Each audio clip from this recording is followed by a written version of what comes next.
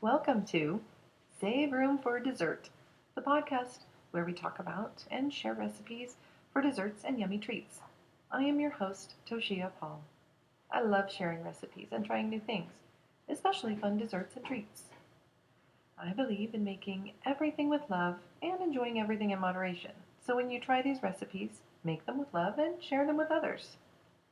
This episode is the fourth in a 10-episode mini-series I'm doing on chocolate.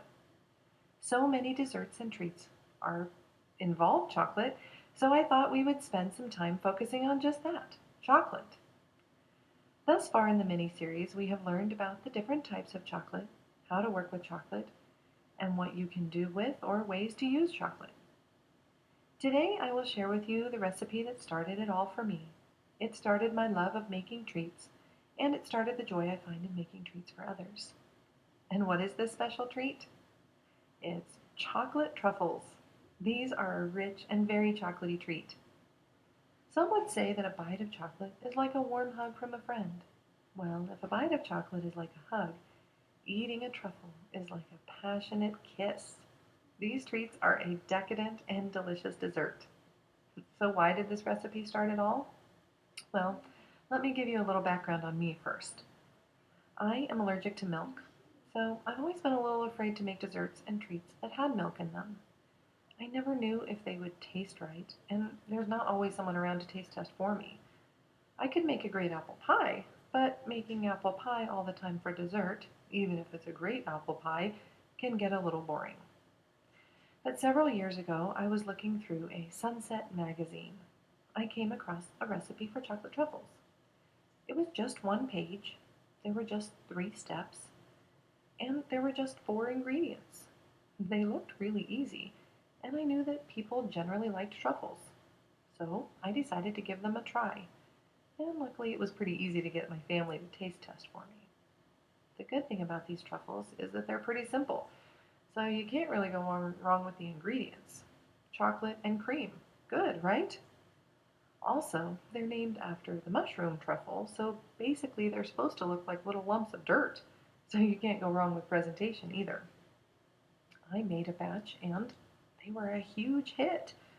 People love the taste, but I think they also love that they're so small that they feel like they're eating less, and so they have less guilt about eating them. I started making truffles more often. Then I started changing them up a little and trying different flavors and toppings.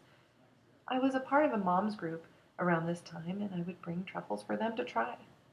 One time I found a mocha cocoa powder that I rolled the truffles in, and people loved them. One lady asked me if I put some sort of drugs in them. She couldn't stop eating them. I told her, of course, no, that it was just the ingredients, but I had made them with love, and that might have been the drug. From that very first batch, I have found so much joy in making these sweet treats for others. The recipe not only gave me a go-to treat, but it also gave me the courage to try new things. Not only new truffles, but other desserts as well. I also stepped out of my shell in my mom's group and taught them how to make truffles. So now there are even more people sharing the joy and spreading the love with these decadent treats. Over the years, I have made hundreds of truffles, many different varieties and for many different people and for many different occasions. But the part that I always enjoy the most and the reason I find joy in them is just seeing the enjoyment that others get from them. Because no matter how small, doing things for others feels good. And I can't eat them, so it's truly something that I do for others. This has also been something that my son has been able to do. Once he was old enough, he was able to start helping make truffles for others too. The time with him has been priceless. And of course, he also loves taste testing. This one little recipe has strangely created friendships, given me a willingness to try new things, and eventually led to this podcast. So I hope that you can take this recipe and share truffles with others too. They really are easy to make. So here is how you make them. The simple ingredients include 3/4 of a cup of whipping cream, 12 ounces of semi-sweet chocolate, finely chopped, a half a teaspoon of vanilla, and a 1/4 cup of cocoa or some other topping. Now you want to make sure you chop the chocolate really finely because it helps it melt better, and then put that in a microwave-safe bowl. In a saucepan, bring the cream to a boil. And make sure to watch it closely because it boils really quickly and can boil over too. Then, once it's boiled, you pour it over the chocolate and just stir it until it's melted.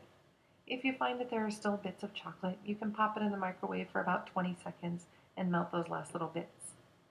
Then stir in the vanilla and then cover and chill the mixture for 3 to 4 hours in the refrigerator. Next, line a baking sheet with waxed paper. When the mixture has set firm, but is still warm enough to scoop out the scoops, scoop 1 tablespoon portions and roll them into a general ball shape and put them on the wax paper.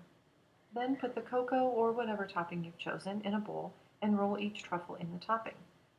And, well, that's it. You're done making truffles. Then all you need to do is place them on plates or in cute containers and give them to others. Just make sure that you keep them chilled until they're eaten. There are so many varieties of truffles to make.